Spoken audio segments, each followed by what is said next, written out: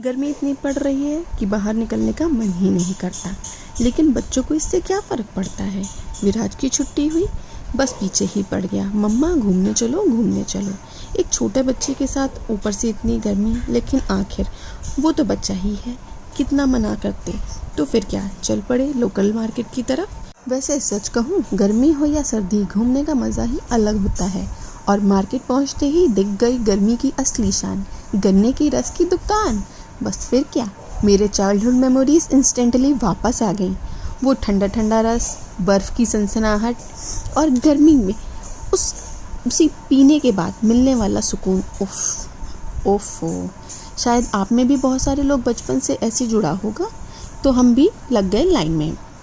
विराज ने तो पहले भी देख रखा था, पर वेद का ये फर्स्ट टाइम था। पूरा इंस्टॉलेशन देख के वेद बहुत खुश हो रहा था, घड़घड़ाहट की आवाज़ से। अगले दिन जाना पड़ा विराज के स्कूल, कुछ डॉक्यूमेंट सबमिट करने थे। और ऑनेस्टली गर्मी में कहीं निकलना मतलब मेरे लिए तो जान को आना। इतनी धूप, इतनी गर्म हवा, ऊपर से ये स्कूल कम यूनिवर्सिटी ज़्यादा लगता है। इतना चलना पड़ता है कि पूछो मत। कभी भी किसी काउंटर, किसी ऑफिस, किसी भी सिग्नेचर, किसी भी वेरिफिकेशन के लिए। लेकिन क्या करें, जिम्मेदारी मिली है तो पूरा करना ही पड़ेगा। और फिर हमने सोचा कि इतने दिनों बाद शॉपिंग भी नहीं की है, तो चलो थोड़ा मार्केट एक्सप्लोर करते हैं। सीधे पहुंच गए जूते की दुकान पर। वेद के लिए स्लीपर्स लेने थे, लेकिन भाई साहब महंगाई तो आसमान छू रही है।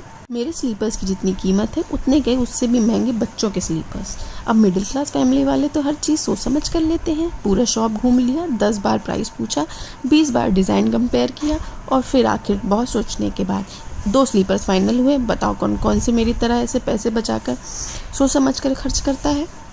और अब फिर आया संडे का दिन, यानी फैमिली की फरमाइशों वाला दिन। वैसे आजकल विराज के पापा से ज़्यादा विराज की डिमांड्स चल रही हैं, तो आज बन रही है प्याज की कचौड़ी, या आप लोग प्याज के खस्ते भी कह सकते हो। किचन में पूरा खुशबू से भर गया था।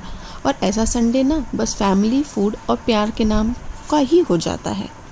रेसिपी बहुत सिंपल है, आपको देख के ही लग रहा होगा, लेकिन फिर भी मैं एक बार बता देती हूँ। एक बार मेरी तरह बना के देखिएगा, आपको ज़रूर से अच्छा बनेगा और पसंद आएगा।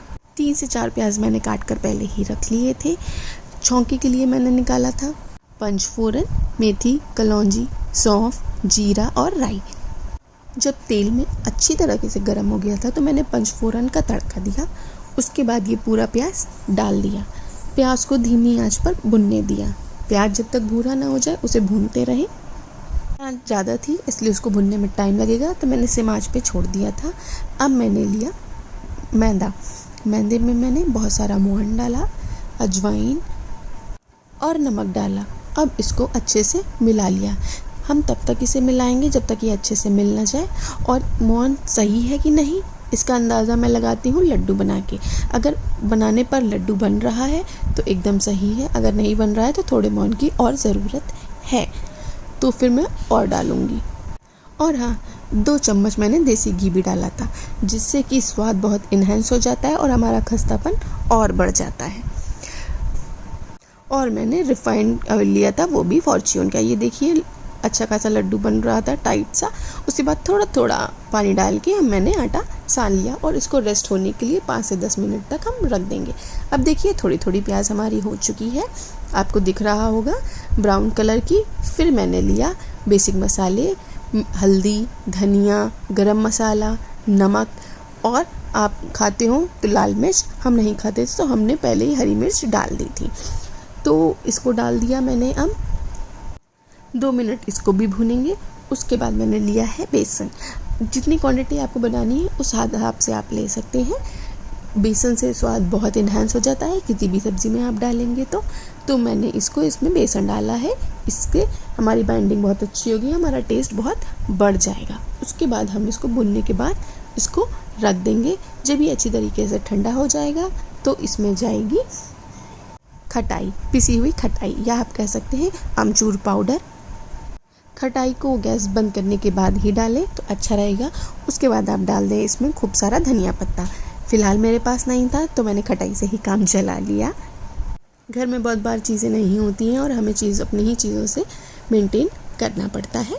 अब देखिए मैंने छोटा सा पेड़ा लिया है, इसको बेला मैंने, जैसे हम समोसा बनाते हैं वैसे ही। तेल गर्म होने मैंने पहले ही रख दिया था। जैसे ही हो जाएगा मैंने इसका छोटा सा पेड़े को बेला, लोई को, और उसके बाद इसमें फिलिंग भरी। जब फिलिंग ठीक से भर गई उसको मैंने घुमा घुमा के बंद कर दिया, जैसे हम कचौड़ी के लिए करते हैं या मोमोज के लिए करते हैं। अच्छे से इसको फोल्ड करिएगा, नहीं तो ये खुल जाएगा। देखिए, आप देख सकते हैं मैंने इसको घुमा घुमा के किया है। उसके बाद मैंने इसको हाथ से दबा दिया है, जैसे बाटी भरते हैं या जैसे आलू का पराठा भरते हैं वैसे ही। हल्का सा खुला था, मैंने इसको फिर से चिपका दिया और फिर से मैंने दबा दिया। या आप देख सकते हैं, इसका साइज़ आप छोटा और बड़ा अपने हिसाब से कर सकते हैं। मैंने पहले ये बैच बना रखा था। अब ये ठीक से गर्म हो चुकी है। अब मैं इनको एक एक करके इसमें डाल दूँगी। धीमी आंच पे इसे सेकिएगा जिससे वो अंदर तक सिक सके। आप भी एक बार बना के देखिएगा, बहुत स्वाद बनेगा। तो ऐसा रहा हमारा ये गर्मियों वाला केओटिक लेकिन प्यारा सा वीक। मिलते हैं नेक्स्ट व्लॉग में, तब तक अपने और अपने फैमिली का ख्याल रखिएगा।